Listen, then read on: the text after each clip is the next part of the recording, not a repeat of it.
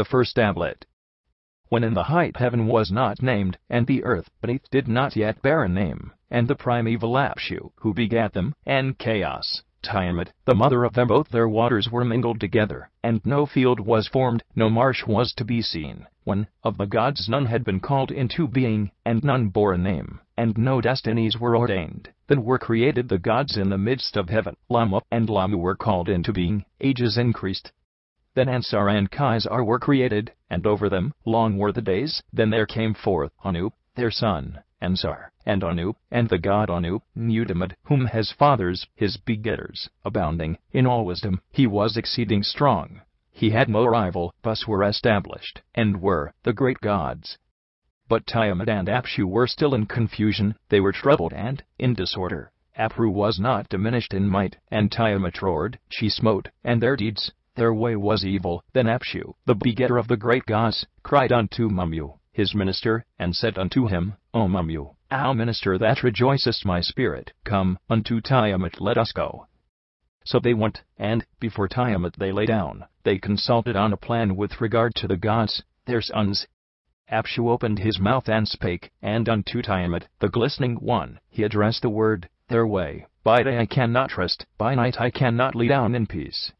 But I will destroy their way, I will, let there be lamentation, and let us lie down again in peace. When Tiamat heard these words, she raged, and cried aloud, she, grievously, she uttered a curse, and unto Apshu she spake, what then shall we do? Let their way be made difficult, and let us lie down again in peace.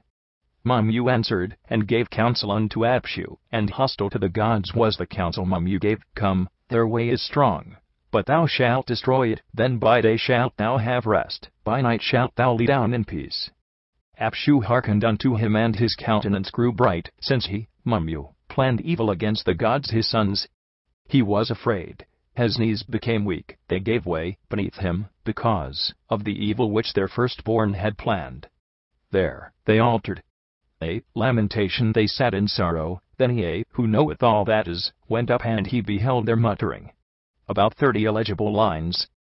He spake, by he hath conquered, and he weepeth, and sitteth in tribulation. Of fear, we shall not lie down in peace.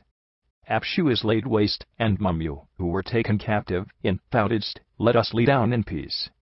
They will smite, let us lie down in peace. Thou shalt take vengeance for them, unto the tempest shalt thou. And Tiamat hearkened unto the word of the bright God, and said, shalt thou entrust? Let us wage war. The gods in the midst of, for the gods did she create. They banded themselves together, and at the sight of Tiamat they advanced. They were furious, they devised mischief without resting night and day. They prepared for battle, fuming and raging, they joined their forces, and made war. Amud bore Tiamat, who formed all things, made in addition weapons invincible. She spawned monster serpents, sharp of tooth, and merciless of fang, with poison, instead of blood, she filled their bodies. Fierce monster vipers she clothed with terror, with splendor she decked them, she made them of lofty stature.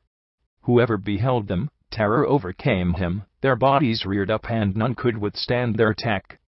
She set up vipers and dragons, and the monster Lamu, and hurricanes, and raging hounds, and scorpionmen, and mighty tempests, and fishmen, and rams. They bore cruel weapons, without fear of the fight. Her commands were mighty, none could resist them. After this fashion, huge of stature, she made 11 kinds of monsters. Among the gods who were her sons, inasmuch as he had given her support, she exalted Kingu. In their midst she raised him to power.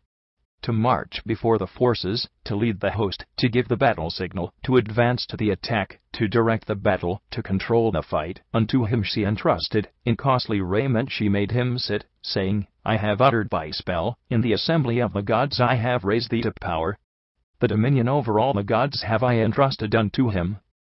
Be thou exalted, thou my chosen spouse, may they magnify thy name over all of them, the Anunnaki.